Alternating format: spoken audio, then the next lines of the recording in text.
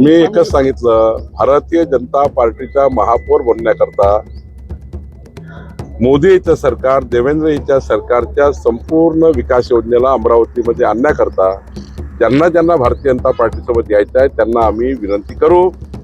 2047 पर्यंत संजय राऊतांनी मंत्रालयाच्या 6व्या मजल्यावर बसण्याकरता काही स्वप्न बघू नये.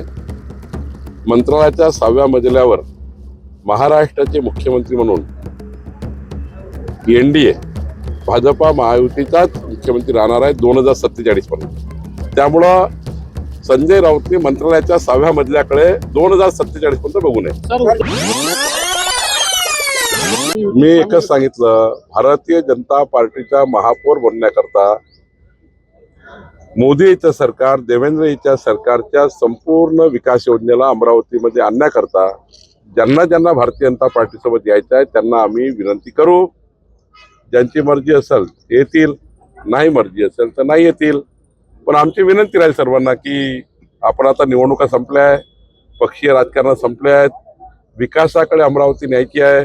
त्यामुळे जे काही मॅन्डेट सर्वांना मिळालं आहे त्या मॅन्डेटवर सर्वांनी एकत्र येऊन पुढे जायचं आहे. महापौर कोण होईल याकरता तर आमचा राज्याचा पार्लमेंटरी बोर्ड आहे, माननीय मुख्यमंत्री जी आहेत, आमचे अध्यक्ष रवींद्र चव्हाण जी आहे, आम्ही आहोत. आम्ही सर्व बसून निर्णय करू. सर गेल्या निवडणूक हा थोडा आमच्या जागा कमी झाल्या, ही गोष्ट खरी आहे.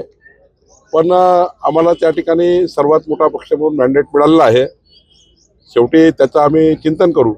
ज्या आमच्या काही जागा गेल्या आहेत त्याचं चिंतन आम्ही करणार आहोत आणि त्याचा आम्ही तपासणार आहे की कुठल्या चुकीमुळे आम्ही त्या ठिकाणी मागे राहिलो. शेवटी त्याचा अभ्यास मलाच करायचा आहे, कारण पालकमंत्री माझी जबाबदारी आहे.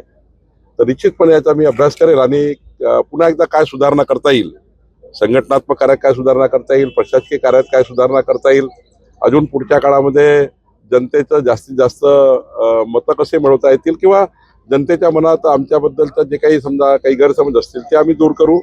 पण पुढच्या काळात अजून आम्ही चांगलं काम करू. मी सर्वप्रथम अमरावती शहराच्या महानगरपालिकेमधील सर्व मतदारांचं, नागरिकांचं मनापासून आभार मानतो. भारतीय जनता पक्षाला सर्वात मोठा पक्ष म्हणून जनतेने निवडलेला आहे. आमच्या पक्षाला त्या ठिकाणी बहुमत मिळालं आहे. आमच्या पक्षाला त्या ठिकाणी महापौर बनण्याकरता जनतेचा मॅन्डेट मिळाला आहे. आम्ही आता सर्वांशी चर्चा करू. जे आमच्या महापौराला साथ देईल किंवा आमच्या महापौराकरता मतदान करेल त्या सर्वांशी आम्ही चर्चा करू. आणि ज्यांनी ज्यांनी अमरावती महानगरपालिकेच्या विकासाकरता आम्हाला मदत करायचा विचार केला असेल, कारण शेवटी अमरावती महानगरपालिकेचा महापौर भाजपचा असला तर डबल इंजिन सरकारच्या माध्यमातून अमरावतीचा विकासाला पूर्ण नेता येईल. केंद्रातलं राज्याचं दोन्ही सरकार म्हणून आम्हाला अमरावतीमध्ये काम करायचे आहे. तर अमरावतीच्या महापौराला जे जे पक्ष समर्थन करतील त्यांना आम्ही सोबत घ्यायचा विचार करू. अमरावती जिल्हा डीपीसी ची बैठक आहे. येणाऱ्या 26-27 मध्ये जो काही अमरावती जिल्ह्याला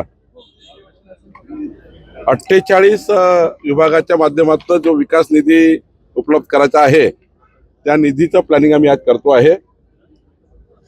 आणि या निधीतनं पुढच्या वर्षीचा अमरावती जिल्ह्याचा डेव्हलपमेंट कसा करता येईल याचाही नियोजन आम्ही करणार. अमरावती महानगरपालिकेमधले प्रकल्पाचा आम्ही आढावा घेणार आणि येणाऱ्या बजेटमध्ये इकडे डीपीसी डिस्ट्रिक्ट प्लॅनिंग, दुसरीकडे महाराष्ट्र शासनाचे जे बजेट आहे जे फेब्रुवारीमध्ये येणार आहे त्या बजेटमध्ये जास्तीत जास्त निधी अमरावतीच्या प्रकल्पाला कसा मिळेल, म्हणजे जुने प्रकल्प पूर्ण करणे आणि नवीन प्रकल्प आणणे वेगवेगळ्या विभागाचे, त्याचा नियोजन आम्ही करणार आहोत. बजेटमध्ये आम्ही काही प्रस्ताव पाठवणार आहोत. याकरता आज अमरावतीमध्ये महत्त्वाचा बैठक होता. खरं तर या बैठकीतून आम्ही या अमरावती जिल्ह्याच्या विकासाचा एक नवीन आराखडा तयार करणार आहोत. अमरावती चुकीचं आहे, मी चेक केला आहे. भाजपने कुठलीही MIMC युती केली नाही, गैरसमज तयार होतो आहे. भाजप वेगळाच आहे, त्या लेवलला तिथे गट तयार झाले आहेत. MIM सोबत एक गट तयार झाला, काँग्रेस सोबत एक गट तयार झाला. त्या गटांनी त्या लेवलला बसून विषय समित्या निवडल्या आहे. त्यांचं बहुमत आहे. आमच्याकडे 90 नगरसेवक आहे, आमच्याकडे बहुमत नाही. त्यामुळे आम्ही बाहेरच आहे विषय समित्यामध्ये, कारण आमचा डायरेक्ट नगराध्यक्ष निवडून आला, त्यामुळे आम्हाला पदच मिळणार नाही काही. मी तेच सांगतो की आमच्या ज्या त्या ठिकाणी जे काही 9 सदस्य आहेत त्याच्यामागे जे पद मिळतं त्यामुळे ते मिळालं असेल. पण आम्ही एमआयची कुठली युती केली नाही, काल आम्ही स्पष्ट केला आहे. 2047 पर्यंत संजय राऊतांनी मंत्रालयाच्या 6व्या मजल्यावर बसण्याकरता काही स्वप्न बघू नये. मंत्रालयाच्या 6व्या मजल्यावर महाराष्ट्राचे मुख्यमंत्री म्हणून एनडीए भाजपा महायुतीचाच मुख्यमंत्री राहणार आहे 2047 पर्यंत.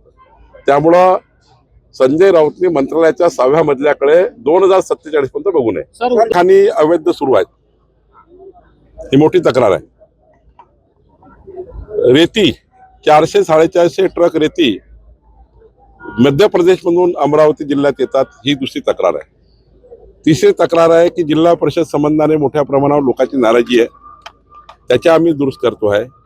महसूल विभागाच्या काही तक्रारी आहे, त्या ठिकाणी मोजणी विभागाच्या काही तक्रारी आहे. मी कलेक्टर आणि सीओ जिल्हा परिषद आणि SP ला सांगणार आहे, जसं नागपूर कलेक्टरनी एक पॅनल तयार केला आणि जिल्ह्याच्या प्रत्येक तालुक्यात जाऊन जनता दरबार घेतले, तसे कलेक्टर आणि सीओ यांनी सर्व यंत्रणा घेऊन पुढच्या महिन्याभरामध्ये सर्व तालुक्याचे जनता दरबार घ्यावे, ज्यातनं तालुक्याच्या लोकांना लोकशाही दिवसासारखं वातावरण, लोकशाही दिवस एक प्रकारचा, तर हा लोकशाही दिवस त्या तालुक्यात जाऊन भरवावा, जसं नागपूर कलेक्टर आणि नागपूर जिल्हा परिषद सीओ महामुनी यांनी केला आहे. त्यामुळं 1400 तक्रारी एका दौऱ्यामध्ये त्यांच्या मार्गी निघाल्या. तर आमच्या अमरावती कलेक्टर आणि अमरावतीचे सीओ आणि आमचे विभागीय आयुक्त हे लोकशाही दिवस तालुक्यामध्ये घेतील आणि त्यातून मग अनेक समस्या सुटतील.